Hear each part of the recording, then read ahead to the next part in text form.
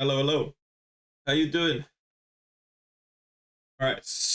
Um, yes, new stream format. So, as you may have seen already in the community, we're going to be using streams as a way to begin to announce challenges that we're going to do every week.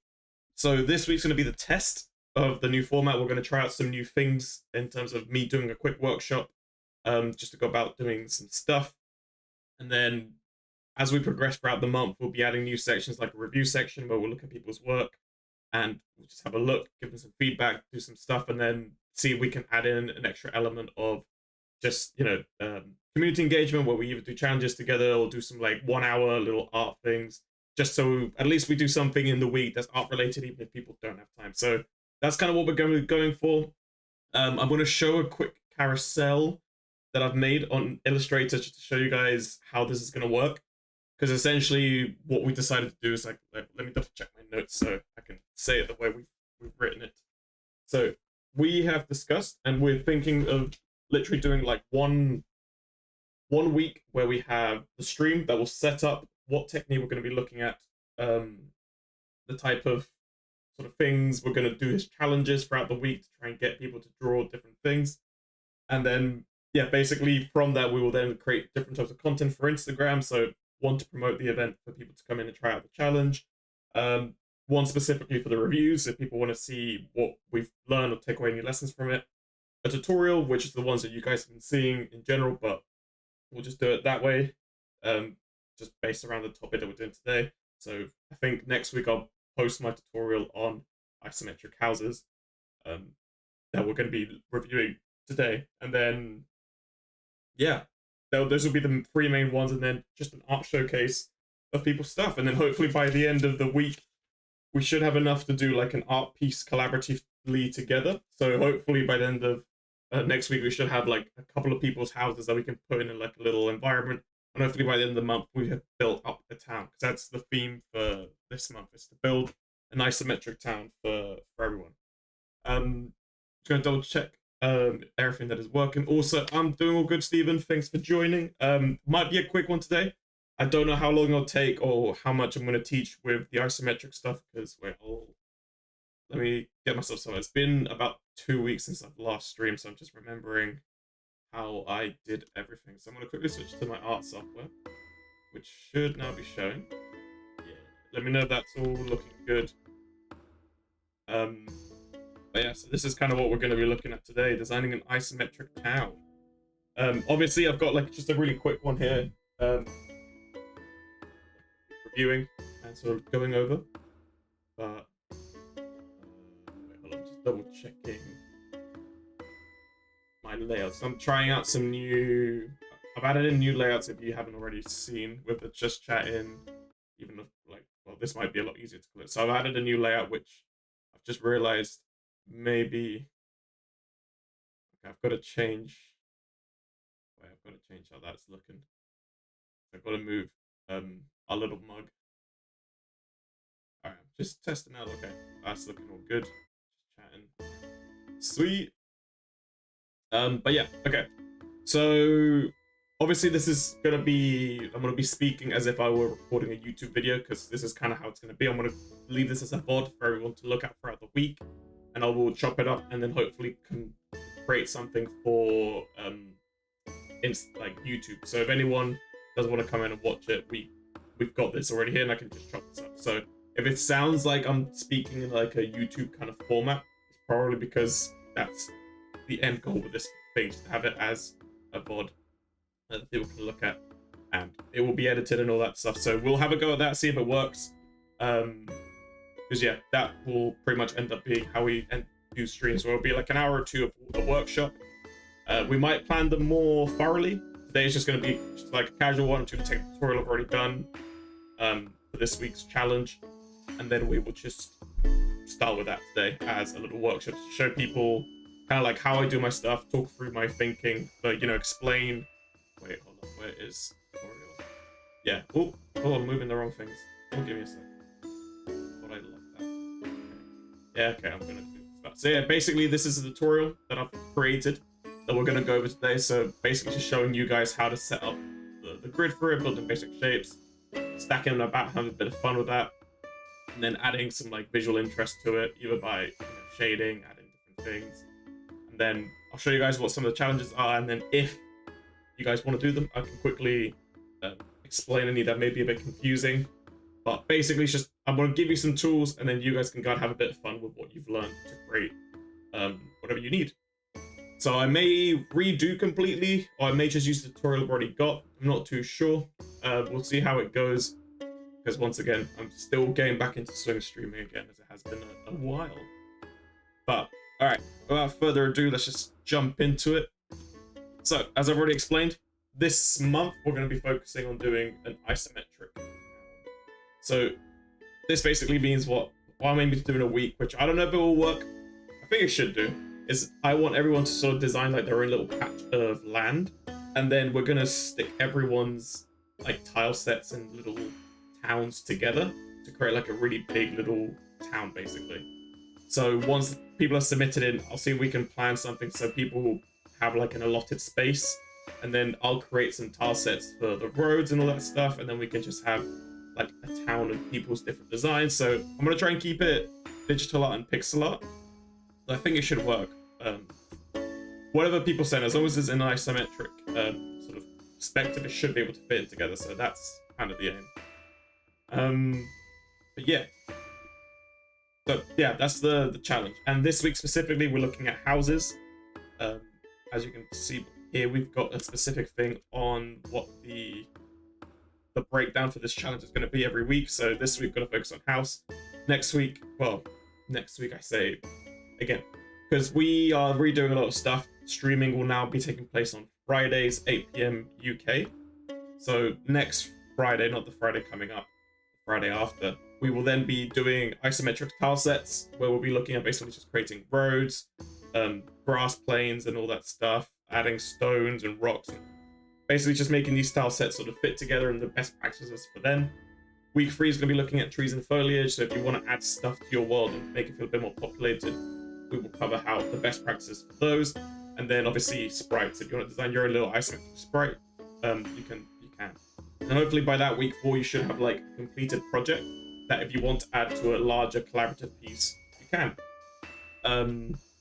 So that's kind of how the Instagram post is going to look like. I mean, this is literally going to be the Instagram post. So yeah, challenge brief, just to produce your own little isometric house, interpret it how you will. This is again just a challenge for you to do whatever feels like you have time for. There's no pressure to do anything. As per usual, these are just like some general rules that we use for all our events, but this is like even more simplified. So again, any art styles allowed. You don't really have a time limit. Just submit when you're ready. So even if you do miss out a week, it shouldn't matter. You should just be able to just pick this up and do it at your own pace. If you miss out the events when I post them, that's all good.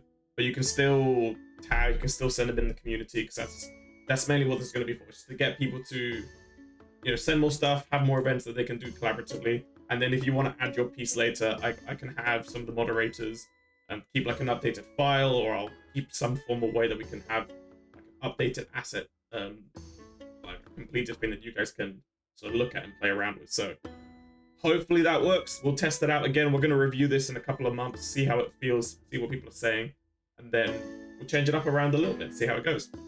Yeah, so whenever you submit stuff, just make sure it has a transparent background, particularly if you are... Actually, that may not be as relevant for the challenge, but if you want to do it for the collab, which I might have to clarify that. Wait, I'm going to add a little note, so I remember to change that.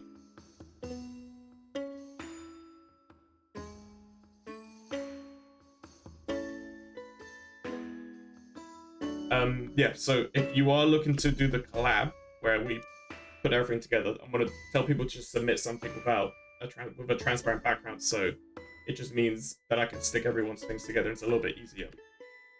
But that's not too much important. Obviously, keep posting work on the community, as that's the main place where we're going to be sort of reviewing and looking at these, so that's maybe why that's there. And challenges. So basically, challenges are going to be 3 different optional things you can do. So if you've got time, try and see if you can design something with like autumnal colors. So try and make it feel autumny. You can add whatever you want, make it feel however you want, as long as you're using colors that are, like warmer, or make you think of autumn. Create a fence. to go with your house, or create like a wall or something to sort of surround your house in some way. With what I'll be teaching today, it should be pretty easy just to sort of add it and apply it to your house, and you can use that same technique everywhere else too if you want to add chimneys or other little details to it. So it's just a way to get you practicing doing more stuff with what I'm teaching. And then the final bit today for the challenge is just adding a circular item like a window. So in the example, so in the tutorial, you can, there we go.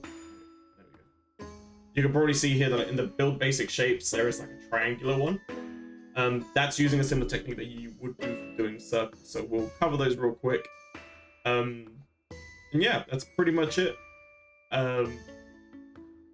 Yeah, I think that covers pretty much everything of how the challenge is going to go. So basically, you have a week if you want to set yourself a timer. You've got extra challenges if you want to do those, or just submit whenever you want. You don't have to spend too much time on it, but that's basically it. And you can have a look whenever you have time. This will be posted next Monday, so that's when the event will be live. So I'll be posting notifications and that for people to go and jump into it. But this should be good to go by now. Just a couple more design tweaks, maybe a couple of little things may change, but in essence, this is what we're looking to do. Okay, so I'm going to load up my where's the tutorial I did, and then we'll work from there. So, oh, I pressed the wrong button. Apologies. I'm trying to rename the layer and I clicked the wrong thing. Open up Photoshop.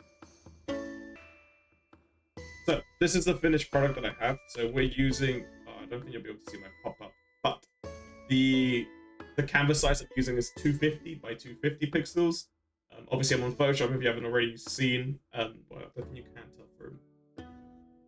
Well, either way, I'm on Photoshop and I'm got a resolution of 72 pixels per inch, height of 270, width of 270, and that's what I'm using.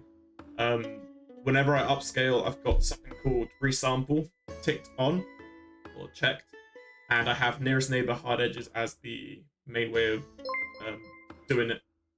Oh damn, thanks for following. I completely forgot I've added alert to this.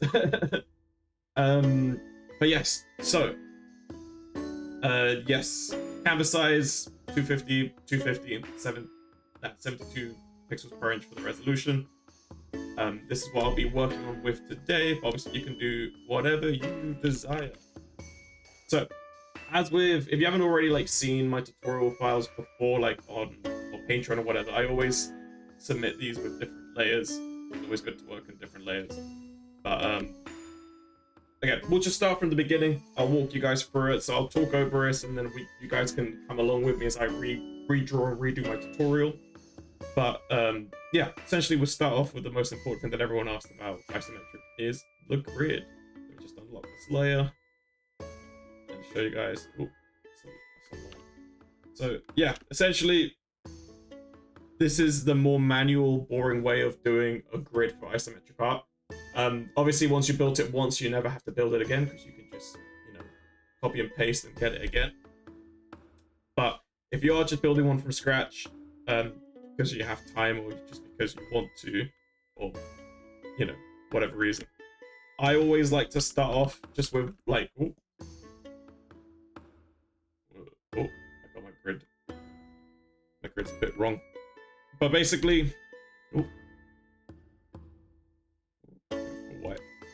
yeah, whichever software you're using, you basically just want to start off by doing some simple, just two. The ratio is 2:1, so you go 2 across, 1 down, and that's the line that most isometric pixel art starts with. Usually once you've done that, you would then sort of just duplicate and align, and then you merge the layers. And then once you merge them, you can then start expanding them out so you get this basically. So just to save some time and the boring process, because obviously this is not a YouTube video, you can just start merging everything together. And then as you saw on here, you can flip it either on Photoshop, at least you can just transform Control T or Command T, depending on what you're using. You can flip it obviously, no, doesn't look bad. I'll put something on to make it a little bit more obvious as to flip. Where is a red color? Oh, don't top out. No. So yeah, on Photoshop, basically you can just flip your lines just by right-clicking after you press Command T, and that will just mean that you only have to draw one line, flip it, get it together, and then literally just start organizing how much depth you want for your scene. So in this example, actually, wait, do I have? Oh, wait, hold on. I've got all the layers that I needed here. So actually, here's a breakdown. I was going to redraw it, but this is the easiest. So starting off with just like a simple line, you can expand your line to be like this tall. Then you can start adding in the other line I've just shown you just by flipping it. You don't need to redraw it twice. And then you can just meet them at an X. So you have this. You want to avoid anything that's got, as you saw in one of them, you want to avoid anything that sort of goes in this, that leaves this kind of mess, because obviously that will mess up the perspective. So you want to make sure that you have like a clear sort of like X shape on there, as you can see. And that's basically like the premise of how you do it, because then what you can do is then stick them together. You can work out the shape size that you want to work with. So in this case, should that be? So that's around like 30 pixels. You can just check that everything is about 30 pixels to make sure it's a square. And then that's basically the basis for your isometric. If you want to go into more detail, you may have to subdivide it even more. So subdividing is literally just finding out wherever the midpoint is, and then just trying to find, yeah, basically just trying to subdivide it this way. So then if you want to add like little houses, that would sort of be here. You can still use the same sort of perspective on it, but you're only using half the canvas for it. So again, in terms of how much you should spread it apart, it's up to you and how you want to design it. Preferably, you want to give it enough space so you can do slightly smaller shapes, or at least gives you enough space to do slightly larger shapes. So this could work. So this 30 by 30 sort of square could work for you. But at least for the tutorial, I'm just going to keep it as this. It's a big enough shape that you don't have to do anything specifically like weird. But again, if you want to subdivide even further, you can do. I mean, you don't have to go anything crazy with like doing like this throughout it, also making it. You don't need to do this. This is way too many subdivisions, and it will just make it really difficult to sort of understand where you're going, and it may just break your perspective even more. Like, you don't need to do like a grid within a grid to this extent. You may literally just need. Just rip this out. Hi, Acorn, you doing all right? Apologies if I missed some messages. I'm still getting used to having to look at different places and all that stuff, so still working out the most optimal thing. But I hope you're doing good, mate. Yeah, I'd mainly just recommend trying to work out more or less where the midpoint is. So I think for me is around here. And then you can just subdivide if you need to subdivide. Yeah, perfect. So that would be the middle point that I can use. So if I do want to draw, then just like a different shape. Ooh. I could then easily just use this guide. Click on the right bit. There we go. I can then just start building from there. So again, you can use whatever grid you want. I'm choosing 30 by 30 because it gives me the biggest sort of like range of different shapes that I can add. Obviously, to get the proper grid that you guys can probably see here. To be fair, there we go. Let me increase the opacity so you all can see. So yeah, I basically just made sure that my grid is just duplicated and that everything that I needed was covered for the size of my canvas. So yeah, it doesn't really matter too much. Again, is up to what you want to design, but this is essentially how you build an isometric grid. There are quicker ways to do it. I know some software have it pre-installed, so you can just use whatever. I don't know if Aseprite's got it. Again, I don't really use Aseprite as much. Let me see if Aseprite's got something.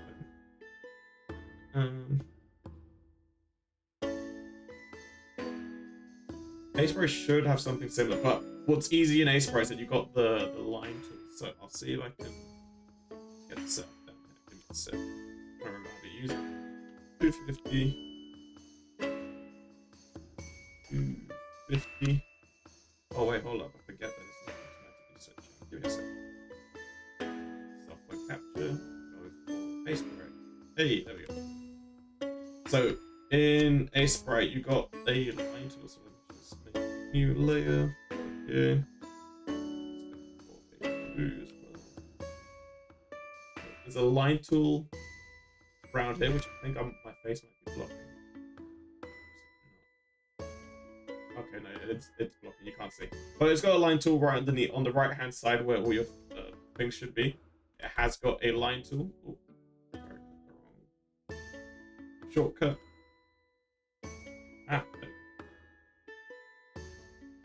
And it should automatically give you all the angles that you need. If you shift and drag, it will give you an isometric grid pretty easily. And you can just play around with where it starts. And yeah, basically, if you want to make isometric, it might be a lot easier to do it on Aspray because it's got the line tool, whereas Photoshop does not. Or at least the line tool in Photoshop isn't meant for pixels, so it's a lot harder to use. But either way, it's up to you on how you want to use it. Aspray definitely has the better tool because making cones, or at least these type of shapes, like these triangular shapes, are a lot easier to do in Aspray itself. Let me just move it down here so I can actually draw some using my mouse right now. Ooh. I gotta edit Aspray to work for OBS because it's really weird. Okay, that's it. It's a weird portion. Let me switch it back to Photoshop. There we go. But yeah, that's just some tips. Isone, yes, you doing alright, mate?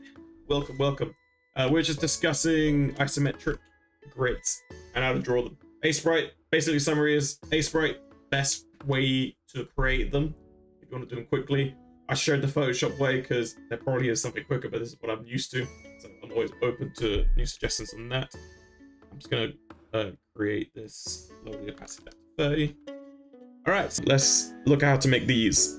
How should we start with this one?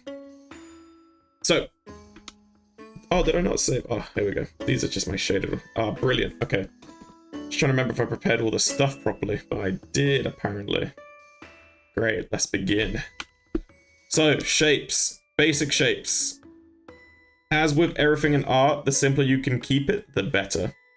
In this case, these 5 blocks are all you need to really build anything that looks like this. Like, this was literally built using these 5 blocks. I just then textured it, added different things, but yeah. Keeping it simple with these blocks is all you need. The first thing we're going to look at, as I've mentioned, is trying to keep this simple. Let's take away the roofs and the slab tiles. Is cubes and its counterparts. So it's a little like holy trinity of shapes. So as I've explained, you can subdivide your grid to obviously be able to do things like this whole long extended cube, extended rectangle, whatever you want to call it. Essentially, it's just using whatever size I want. Oh, I'm going to use black. It's just using whatever size you want for the base. So you can just follow along here, or you can shift and hold. Again, depends what you want to, what you've got. And I'm just going to use it because I don't have, my grid on here is messed up a little bit.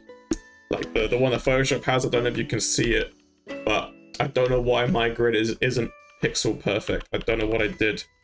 Again, because I've switched to using PC, some of my settings I forget to change, or I've forgotten how to change.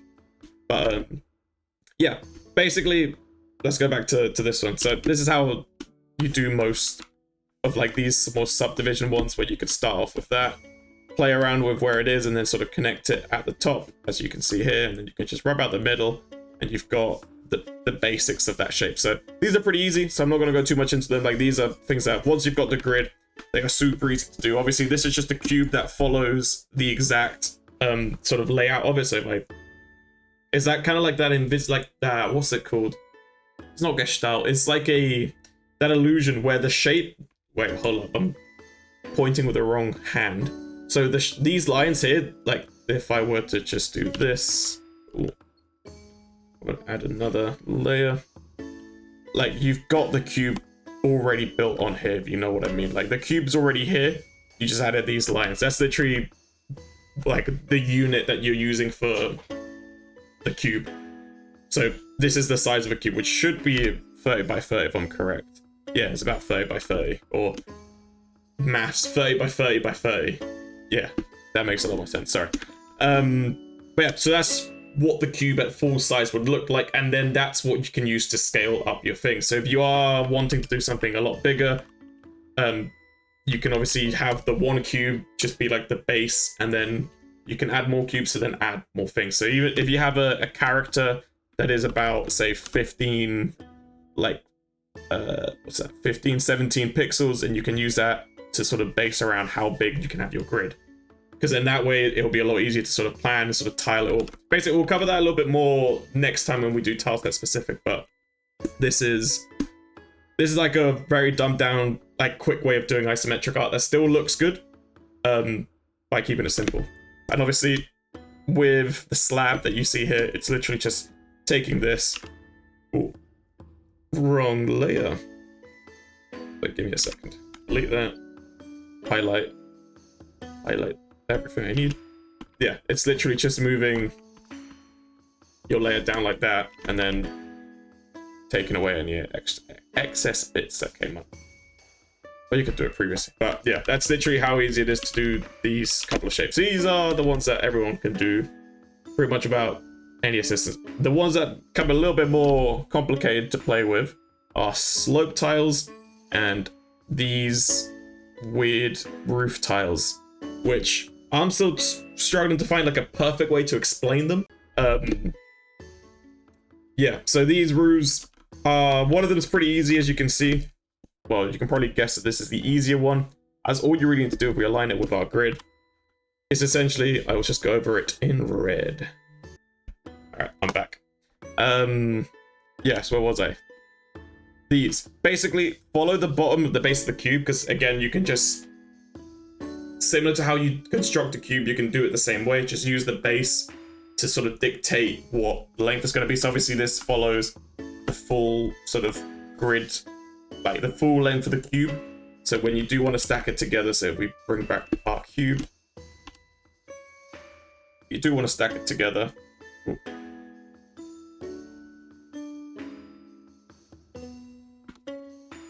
There we go. So yeah, if you do want to stack it together, you've already built that shape using the same width, and it's a lot easier. Obviously, if you want to subdivide it further through the middle, so, oh, wrong layout. So if you do want to subdivide it through the middle, it'd basically just be that sort of cut in between it, which should be easy enough to do, because you just have to, again, just move it down, either by like just highlighting the section you want. Actually, I'll use the lasso, and you can just move it down. And then once again, you've sort of reduced the size of it, so you still got a ramp if you do want to add something more slope to your piece. But these are quite easy. I think in the actual tutorial, so if I bring the tutorial back up again, you can see here that I've got things to do with like line patterns. So you can see there's a 1-1 line pattern, 2-line 1 pattern. As I mentioned earlier, this is literally what these are. So this is obviously a 1-1 line pattern, because it just follows 1, goes up 1, down, left or right 1, and then goes up or down 1. Obviously for the 2-1, just follows 2 across, 1 up, or it could be 1 down. So that's what these mean. And yeah, that's all you need to fundamentally draw that bit out. Let's go back onto Photoshop. So yeah, this one's pretty standard, but issue is when you want to try and create the other version of it. So if you do want to flip it up, handy trick. If you are at least on any software that allows you to flip an object, you can easily create this illusion of the shape by just flipping, like literally just like grabbing it, The pop-up isn't showing, but when you right click after you transform a shape in Photoshop and you press Control or Command T, there'll be something to say you can flip it horizontally, you can flip it vertically, or whatnot. Excuse me. Yeah, you can easily sort of like create more shapes just using like the one, but obviously you can't really just flip it to get this section here. Oh, let me draw it on. Ooh. You can't really just like flip it to get this shape here. So it can, you're gonna have to replay with it or break the line a little bit, because obviously with the height you've chosen here, you'd need it to go a little bit higher to be able to get more of a consistent line pattern. But as long as you're following these main lines, so the ones that are going like that and sort of intersect here at right angles, those are the main ones you want to follow. If you're doing anything that extrudes out like these, you can probably get away, obviously depending on how extreme it is, you can probably get away with breaking that line patterns just so you can have a shape that looks like this for the other end. Because of just the way, I'm not sure obviously of the specifics of why it's like that, but at least from the drawings I've seen and sort of like studied from, sometimes you do have to break that illusion to be able to get the shapes you need. But that's where this shape comes in. So if you do want to do something like that, this is where a shape, oh, did I just move everything? Yes, I did. A shape like this can come in quite handy. So let me just hide in the slope and show the roof. Where's the cube? And I'll show you how to build it.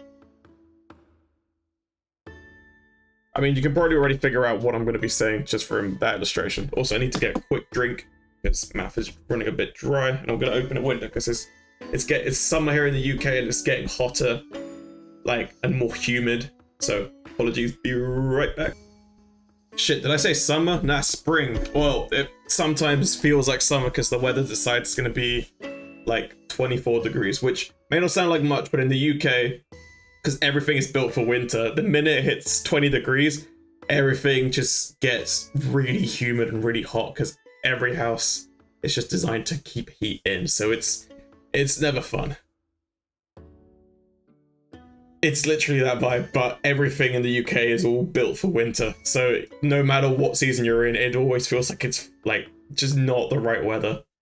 Like even going to like the beach, you still get like air from wherever the hell I don't know which direction we get our wind from, but sometimes we get like Arctic winds that come from further up north, and it's just like, well, it's sunny, but the wind is freezing. So it's like, you never really know what to prepare with clothing wise or what to have in your room to keep it.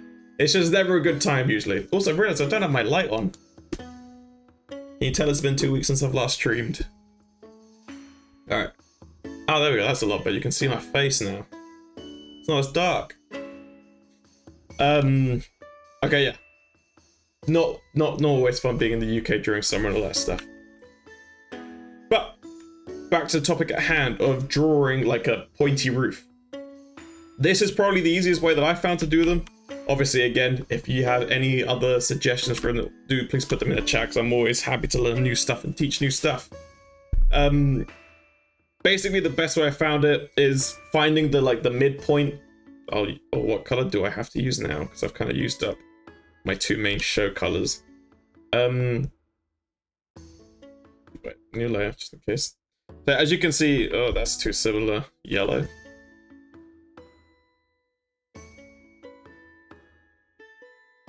Well, we'll have to do with a yucky yellow. That's purple. Yeah, that'll do. That'll do. Yeah, as you can see, is essentially finding out the midpoint of where. Oh, why is that not changed? Ah, I see. Basically, you want to find out the midpoint of where your piece is, as you can see on here. Oh, which is what this line in the middle is for. Or another way to find it, if you don't want to just count, you can just find the diagonals between each of the points here, and then just draw a line that goes through the middle. Usually that's how I've been able to sort of do like some of my perspective exercises, where, let's see if I can find a copy. Where is my drawing? Drawing practice folder. There it is. Have I got anything in particular? Warm-up document. This should have something. So in these ones, like I've probably shown before, a great way to sort of get warmed up is by sort of placing points on the page and then drawing. I'm gonna start here. Drawing your lines as quickly as possible to sort of try and combine them. And then you can go through center. And then this is what the center of this image would be. And that's what gives it that perspective. Oh, look, coincidentally, it looks like the Union Jack. And this is literally how you can find the perspective of the circle, because then you just combine everything together and you've got your little circle. Same here. So if we try that again with this, I'll go slightly thinner on the, there we go. So try and match those two. So again, where is the middle? Easy, just connect the corners as well as you can. And now you found the middle. You know the middle is around here and around here. And then for the circle, you just want to connect these main points together, and that will create your circle. So we go back to the color I had. Basically, you can like either find some, you can either do maths if you want to get like a perfect circle, or you can go like quadrant by quadrant trying to like accurately connect the two, or you could just do what I do and just try and get a feel for it. But that gives you better perspective on your shapes. Or if you want to see a more obvious example, if we do like 1 point perspective, where we want to connect here, connect there, you can start connecting it up a little bit and it gives it a little bit more. Oh, we got more followers. I'm liking the stream elements doing its work. I'm happy this is all working. Thanks for joining in, Phantom Mars. I'm hoping I'm saying that right. But yeah, this is a great little exercise just to practice perspective, and it is what do we call it? Quite useful for the isometric one, because it's literally what you're doing. You're just finding out the center, and then oh, that's not a rubber. And then from the center, you can sort of establish the initial height that you want for your roof. Because then once you get the height, you just follow, again, a 1-to-1 line to get one side. And then you follow a 2-1 line going downwards to get the other side, and you repeat. And you've got your little roof. So it seems a little bit more complicated, but it's pretty easy. Similarly, you can do that for a circular one. So if we hide the guide, go new layer. Oh, did I use that on the wrong thing? Probably did. So once again, we can just try and find the midpoint here, which is around here. But you can even measure it up. That should be around 15, and it is. So that's what we want. And if you want to do a circular one, you can be a bit cheeky and just use like the, oh, that's the line tool. That's not what I need. Ellipses. You can play around with like the ellipsis tool and try and get the right shape that you want for one end. So we're going to start with, I think this might. Yeah, so we can then, let's switch to red, just follow along the line here to get this half of it. And then we go again for the other half of it. So remember, it will change perspective a little bit. We can just play around with how that's going to look on the other side.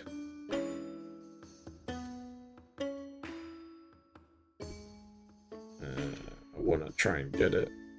So, wait, I'll explain a little bit more what I'm doing. So as you can see on the top of the circle, you can see that I'm trying to match, oh, not pressing the spacebar. You can see that I'm trying to match the tip of that circle to the tip of where that line is. And I'm going to try and see how closely I can match the right-hand side of that to the shape, to then I can hopefully... Oh, well, that didn't work out as expected. I'll move this up one. Ah. Ooh. There we go. And then that's kind of how you do it with the central one. And then what you can do then again is just simply copy and paste, because again, we're here to do things a little bit more efficiently. Obviously, if you want to have more practice, you can just retry and draw it again. But, oh, did I press the wrong button? Yes, I did. And there you go. You can then rub that out, and you've got yourself a small symmetric, like oval shape. And that's how you do cylindrical roofs as well, if you want to do one of those. Yeah, that's essentially roofing. That took a lot longer to explain, but that's essentially it. It's just trying to find out the center point, get that line through the middle to work out the height that you want, and then work out how each quadrant is going to go over, trying to connect. Sort of, if you're starting from the left-hand side, you want to connect this left-hand side of the quadrant to that top. Kind of, if you're using the ellipsis tool, at least that's what you want to try and connect. And then you want to readjust it again to try and get this tip to this side of the circle. And that's how you'd get your sort of more rounded barn shapes, I guess. A lot of barns have rounded roofs, I guess. At least around here, some do. I know it's not the same everywhere. But, alas, that is that one. We won't be using that one today, as obviously, as I've shown, I've already got other examples. Come on, delete. Nice. So, that's how you do roofs. That's how you do cubes. I've already shown you the pillars, slabs, and the slopes. These are what I think are like the main ones you need to sort of play with and like mess around with to actually get a basic isometric house. Obviously, there are more complex stuff you can do, but for those, I would require going a slightly bigger canvas size. Obviously, if you're doing digital or traditional art, it shouldn't matter too much, as long as you get the general perspective of, you know, a sort of 90-degree like intersection across your whole piece whenever anything meets. That should be fine, but at least for pixel artists, I'd recommend going a little bit higher with the, so I'd probably say even going 500 pixels by 500 pixels. It should give you a better, well, I say 500 by 500, but if you look at the size of this house, oh, that's not what I want. There we go. Ah, no, I want rectangle. Pardon? Yeah, so for the rectangle here is about 100 pixels. That's pretty much what the sprite size is. So you can go a bit higher to about 200. I just like saying my whole canvas as a whole, because obviously if I want to add space to it, should be good. Ah! Ice cream vamp. Stream's going good. Look, I've set it up somewhat to how you explained in your little thing. Yes, I think it's working. I've got some of the other little bits up here to show subs and that, so I'm just experimenting with it. This might be a little bit clearer to see. So I'm going to probably play around with the opacity and all that stuff. But yes, I'm going to mess around with the starting screen soon as well, because I want to use a little bit of what you've had and try and make it a bit more thematic. I've added in your panels as well, so thank you so much for all that. But yes, the just chatting one, literally what I needed, so I appreciate it. Yeah, I mean, it's been fun experimenting and having a bit of like adding more stuff to it and seeing what works and what doesn't. I spoke to Lazy T Studios, one of the early members we've had, because he's also streaming at the moment. He gave me some tips as well on what to add, so this will change again. I may even request some help designing some more stuff. But yeah, I'm enjoying a lot of what we've got here so far, so I'm just going to keep messing around with designs and layouts and just making it more personal, but loving like the camera frame bit, literally what I've been looking for. So thank you once again for helping out and presenting with that. Obviously I know you said credits. I put your credits as well, just to make it obvious to you and to everyone listening that your credits are linked in the about section of Twitch. I don't know how that looks on other people's, so obviously it's through my account, but your credits will be on that, and I've also put it down on here for at least for this one.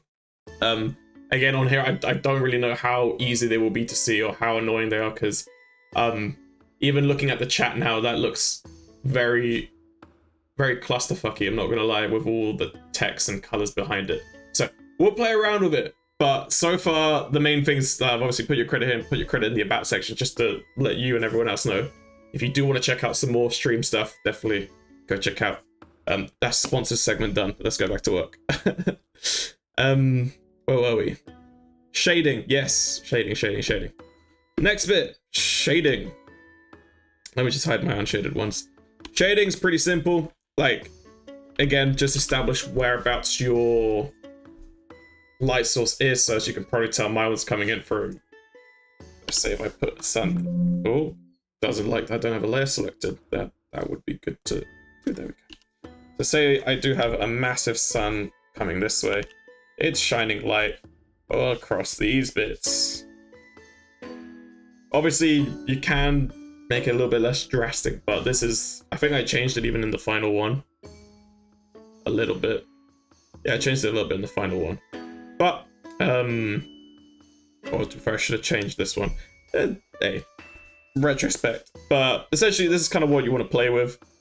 And just decide on a light source that you want for it. Oh, I'm going to delete the sun. But yeah, so shading quick tips. I mean, again, I'm using the Apollo palette. Yeah, this is Apollo that I'm using for my palette, which you can download from low spec.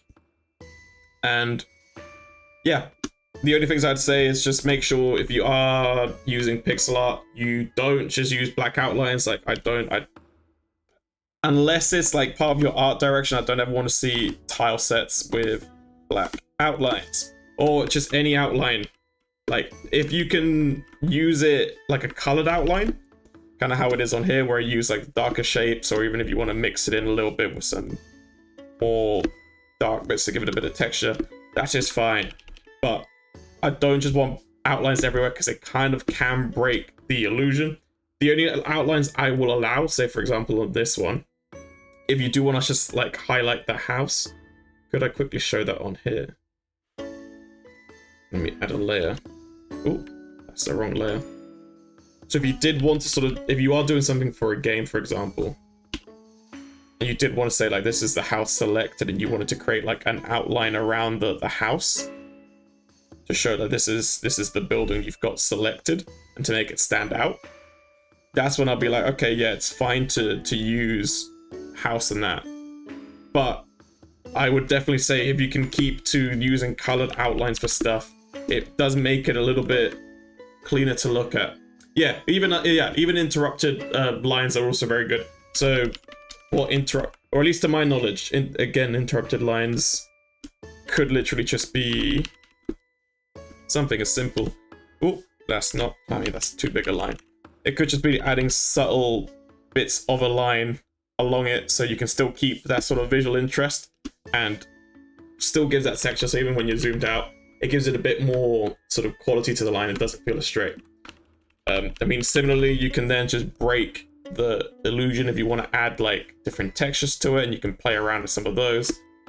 So if you want, obviously you want to try and keep following the same grid line, but you can sort of start breaking and adding textures to it in the same way, kind of how I did it in this one where, oh, I need to find a better way to zoom in and out. I'm still working out what my favorite shortcuts are using my new setup, but alas, we'll continue. Obviously this is still kind of janky. Yeah, literally, I didn't realize this, as you pointed it out. Yes, interrupted lines on the roof.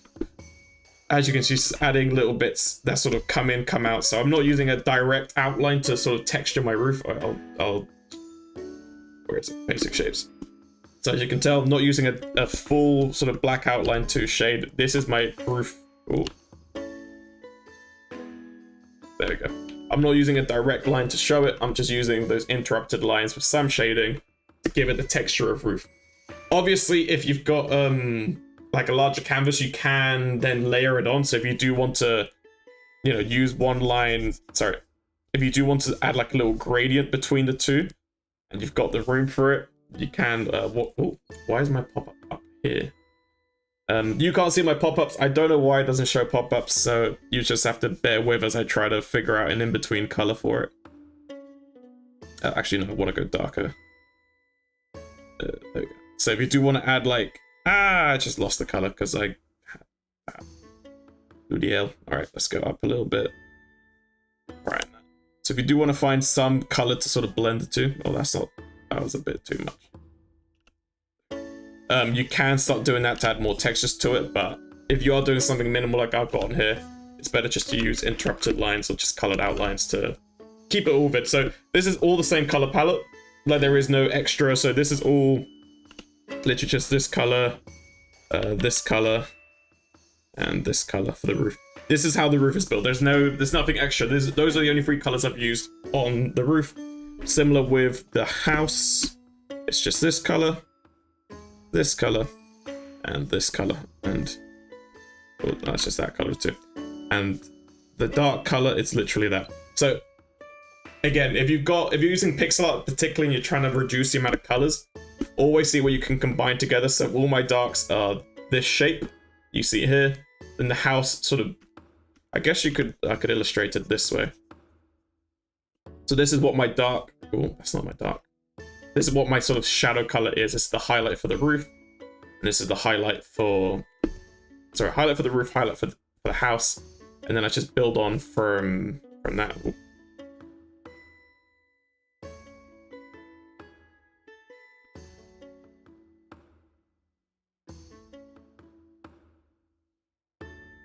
There we go.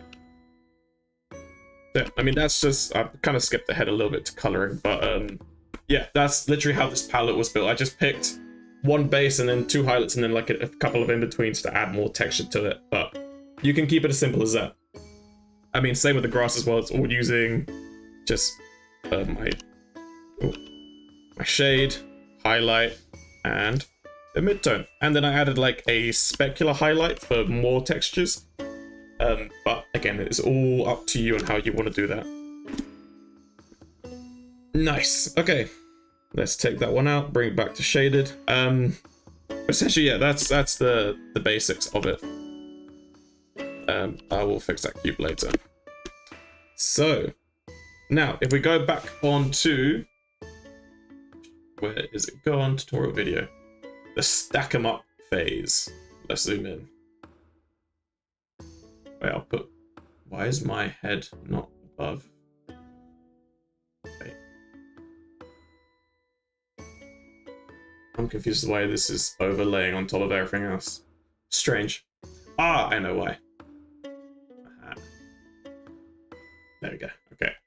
So, as you see on here, stack them up. This third part of doing isometric stuff is literally like Legos. Just copy paste if you want to save your time, or if you want to draw it all manually yourself, you can. I just copied and pasted for this bit because it was far quicker than doing it by hand, and just using everything you've learned to sort of expand and reduce and subdivide or whatnot. You can quickly build up a basic shape that you can then texture and extrude out, add things to it to make it look like the final one.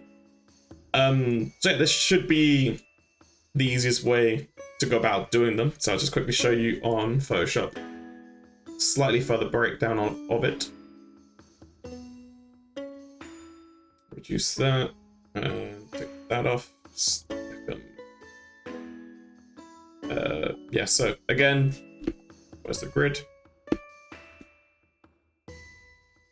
This is literally just a grid, but it's literally three blocks by 3 blocks, or 3 units of 30 by 30.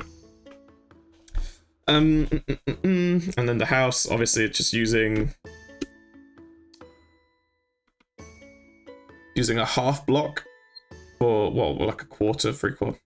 I didn't really measure them out. I just kind of did what felt right for this particular comp. But again, because it is art, you can be a bit subjective with it. But at least for these, if you want to be a bit more mathematical, this one was more a half bigger block, and then I just stuck it on the side.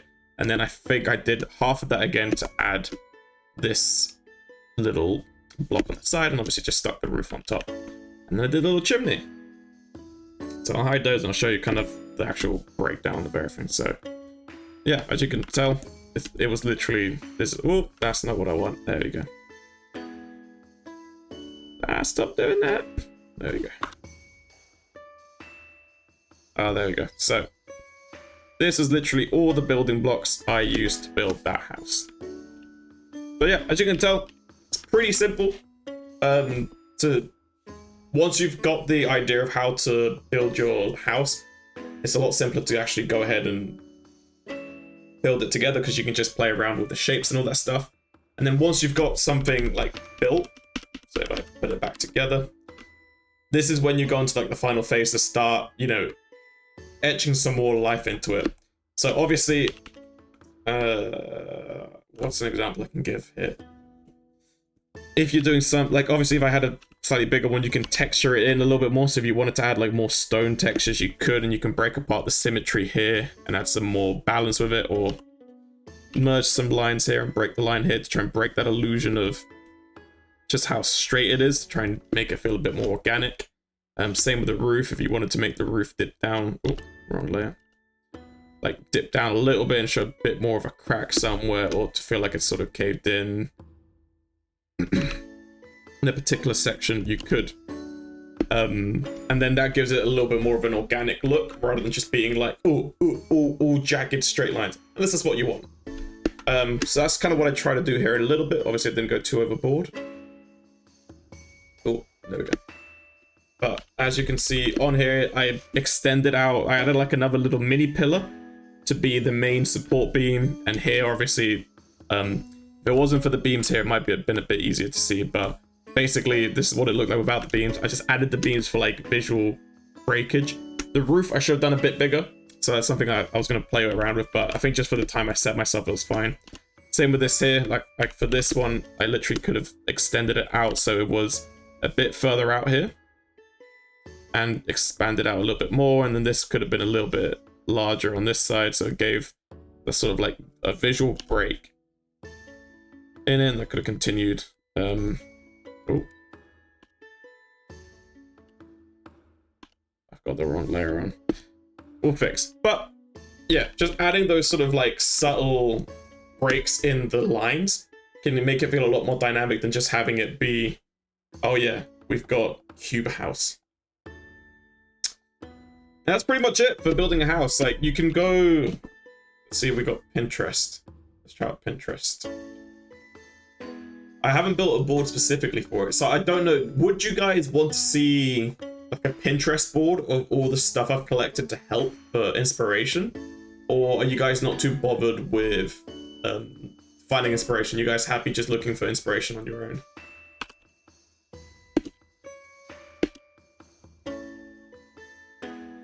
Alright, let me switch back to OBS.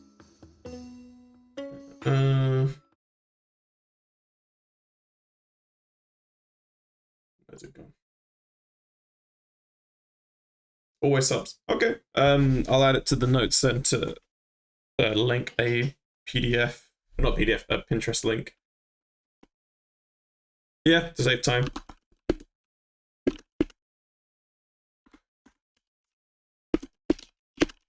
Alright, I shall do that then after. So I have got a pixel art board that I've made, but wait, hold up. Why isn't it showing? Wait, what have I clicked?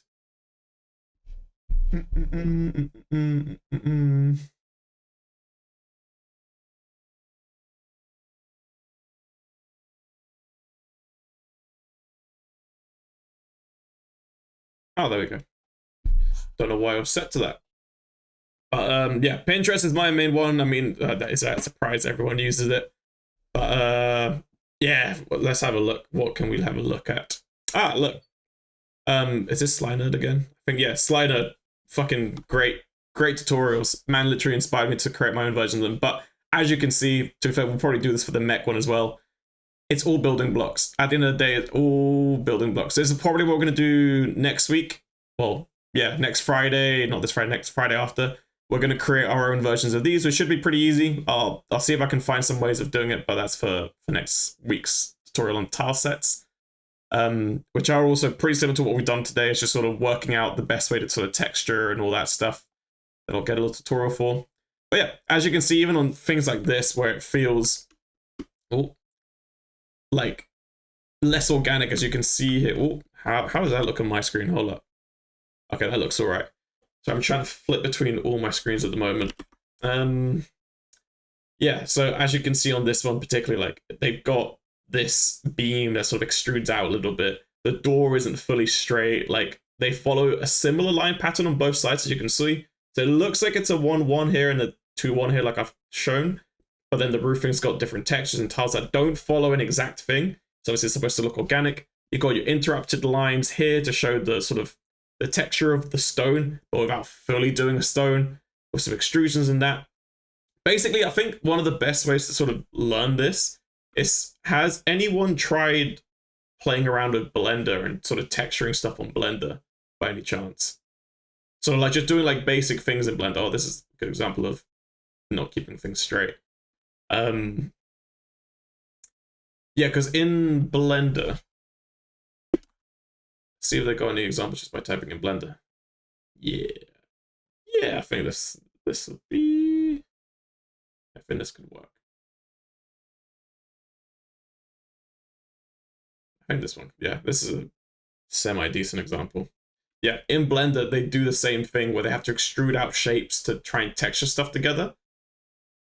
But that's how they give texture to shapes, like extrusions and all that stuff. So us as pixel artists, we can steal this idea of extrusions and add it to our work to basically to the same effect. So if you've never tried doing Blender, I would recommend sort of just learning some basics of it, because when I was learning that donut tutorial that everyone canonically has to do when you start learning Blender, like there's a lot of little bits like, oh, okay, shit, like if I sort of take whatever shape I've got, I want to make it feel more organic, you've got to add the imperfections to it. Be it, you know, extrusions, bumps, bulges, you know, or in this case for the grass here, I try to make it feel more overgrown.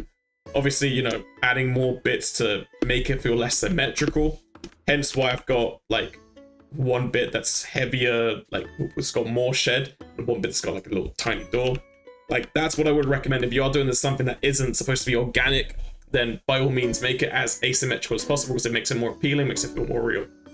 Even if you look at like cyberpunk build, I mean, just even looking at these, like it has composition, but it doesn't feel symmetrical, which makes it feel more alive. Even something like this building, which is pretty much the same sort of textures all around, it still tells a story with everything it's got. So I would highly recommend looking at like 3D models like these for some inspiration, because it will give you ideas of how to texture. I mean, look here, like extrusions, little bits and bobs that sort of pop out. Yeah, it's a great way to sort of get inspiration on how to make your shapes feel a bit more organic without breaking it too much up. This is a beautiful one. But see what I mean? It's just slight imperfections. So having one window one side, no windows the other side. It all helps with the general composition of a piece that you do. Or even here as well. Obviously I didn't do it too much on my one, or it's, well, yeah, I didn't do it at all. But if you make a second floor, expand that floor out a little bit more and it should help. I mean, to be fair, if you want to do something pixel art related, Minecraft has got some great examples of how you can build it. Like even chimney here, the way that they sort of, it's literally, you know, one block like we would be doing with our sort of pillar, but then they've added like little bits around it to make it feel a little bit out of, you know, adding stairs to connect the dots, to connect the blocks together, adding, you know, the trapdoors or buttons just to give it that extra bit of texture. It's pretty much the same sort of techniques we're trying to do with pixel art. So even here, pretty similar. You can see the equivalent of what a 1:1 line ratio would be, but they still add little imperfections, so bits that extrude out, little sections in there, whatever they can add to try and break apart the sort of symmetricality of it. Obviously, you know, it's a little bit symmetrical on this side, but they still got a nice composition overall. But yeah, well, this example here, which is kind of the house I was going to look for actually, but as you can tell, as much texture as they could find, which is why if you do this at a slightly bigger scale, you can add more detail to it, and it makes it a little bit nicer to work with, and you don't feel as restricted. So I think that's enough playing around with that. Oh, you could see the microphone. Oh, wait, because forget half of this isn't automatic. Give me a second. I'll bring it back. Is it working now? Okay, it should do. Oh no, can you tell what I've been playing for the past 4 hours? There we go. Yeah. Minecraft housing. Another great example of how, if you want to do something a little bit more pixel art related, this is another great way of sort of looking at how to texture. Oh yeah, the texturing will be like the last thing we look at, and that should be the end of the workshop. But again, just look at how, yeah, Minecraft houses genuinely a great way of learning how we can do it for our own sort of pixel art stuff. Because as you can even see here, like just adding little bits that extrude out, bits that sort of don't follow the same symmetrical stuff really do make it feel more alive, if that makes sense. And genuinely, like, I could spend hours talking about how cool these are. It's a great reference for pixel art. Like, genuinely, if you're stuck on any building and you want to see how it could be done, just see if someone's done it on Minecraft and see if you can replicate it, because they kind of just lend each other. But again, you know, adding a bell tower, look at that. Different textures for the roof, the arches and all that stuff, or even on here, like, some great resources. Very, very great ways to think about art differently. What am I doing now? Okay. Oh, just close some tabs. Just a bit more organized. Okay, so I think that's where we'll end the workshop section of it. Where is Photoshop? As we've already explained, texturing is literally just whatever you want. Like, I'm very rough and loose with texture because, again, this is a very small sprite, and it's just for a tutorial. I wasn't going to overcomplicate, and it was also a small size and all that stuff. So again, it still looks pleasing even though it isn't perfect. At the end of the day, that's kind of what we want. This is just for practice, just for the week. Like, this was done in about 4 to 8 hours, if I remember correctly. Like, obviously, you know, I started to plan a lot of other stuff and do all the different layers and organize. But this is what you could probably do in about 3 to 4 hours if you just want to do something quick. So for this week, this is what I'm expecting people to sort of end up with their own version of it. Obviously, if you want to go a different, like, theme, doesn't have to be medieval looking. It could be like a city. It could be like a cottage. It could be like a city skyscraper kind of look. It can be, like I've mentioned, 3D if you want to do something in Minecraft, and we can try and, well, I don't know how that would work, but basically just anything that will end up with this kind of like just transparent background that we can sort of then just like copy paste and then sort of stick together. That's kind of the idea I have in mind for this challenge. Sort of connect people's houses in this kind of way. If that makes sense. That's kind of what we're going for. So yeah. Oh, I'm gonna need to get some more water because I've run out. So I might take a quick toilet break and then we can do questions and that. But in essence, that's gonna be it. I'll close this one off and go back to Illustrator. Software, Illustrator. All right, let's close off Photoshop for now. Save Windows, don't save. Alright, so just to recap everything. We're going to be designing this month an isometric town, so that's going to be the challenge that we're doing this month. This is the brief for this week, which all this will be posted on not Monday, the following Monday, so Monday 29th of April. This is how it's going to be broken down, so creating isometric tiles, trees and foliage, and isometric sprites, so we're going to look over. The rules, as always, I've got to change a couple of bits, but your challenges, just to go over them again. I want you to, for one of them, just use autumnal colors. So use what, do you guys need more resources for color palettes? Because I think I put quite a bit on the resources in, what's it call it? I put quite a few in the resource library. But if you guys need any specific color palettes, I can add some more in. So let me know if you need color palettes. But yeah, basically just design it to make it look like it's in autumn. That should be fun. Like a fun little challenge. Again, these are supposed to be things to, you know, take you outside of your normal color palettes. So if you don't normally draw autumnal, you know, try it out.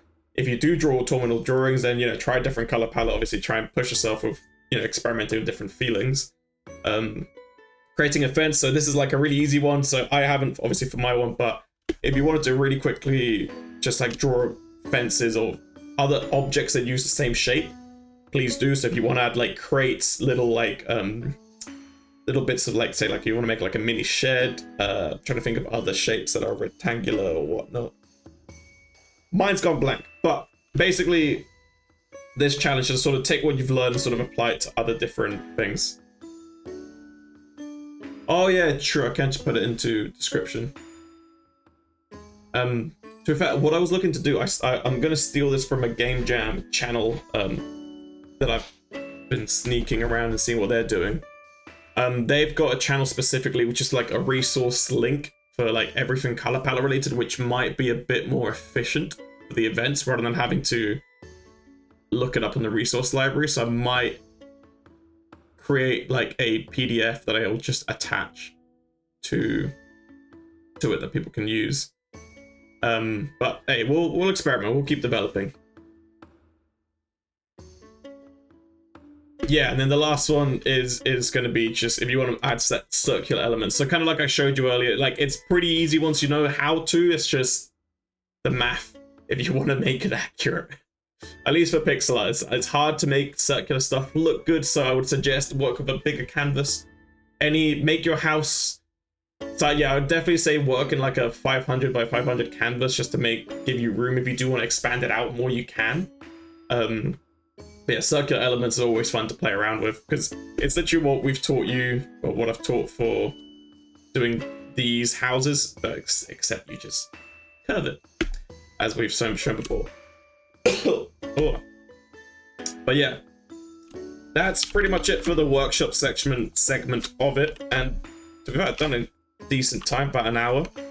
Obviously not including introductions and start. So yeah, I think that's pretty much it for the 1 hour workshop that I had planned. I'm gonna quickly go and grab water and some other stuff. So if anyone's got any questions or anything like that, please put in the chat. I will be back in about 2 or 3 minutes. Hello, I'm back. Hello. All right. So yeah, so does anyone have any questions then from the workshop, or is that pretty much answered everyone's questions on at least the basics of isometric designing of buildings? Because yeah, that's what we're working on for the next couple of weeks. Build a little town, go over tile sets and all that stuff. So some other questions may pop up at those times. I'll put the glove back on. And yeah. Awesome. All right. So what we would be doing then, so for next week's stream on Friday, or not this Friday, Friday after, so that would be like April, what did I put down? Did I put down the actual date? Give me a sec. Bum, bum, bum, bum, bum. Okay, yes, I think that'll be May 3rd when streaming will start at whatchamacallit. Yeah, streaming is going to start at 8 p.m. to 11 p.m. on Fridays from May 3rd. So that I'm gonna change all the calendar stuff, so all that should be up to date. And that's essentially how we're gonna run this. So it'll be a 1 hour sort of stream where I'll just be giving a workshop, kind of like today. They may be more structured, maybe less structured. I'll collect feedback later on, or if anyone's got any feedback that they want to give, like privately or whatnot, please do send anyway, because obviously I'm always trying to improve these as much as possible.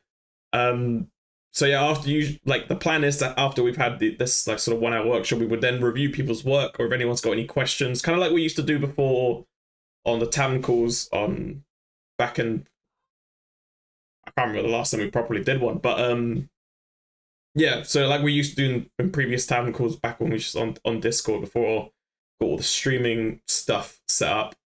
Yeah, we'll go over we'll go over a review. So anyone who's joined stream, I'll need to work out a way to queue or a way for them to show work or to send work over.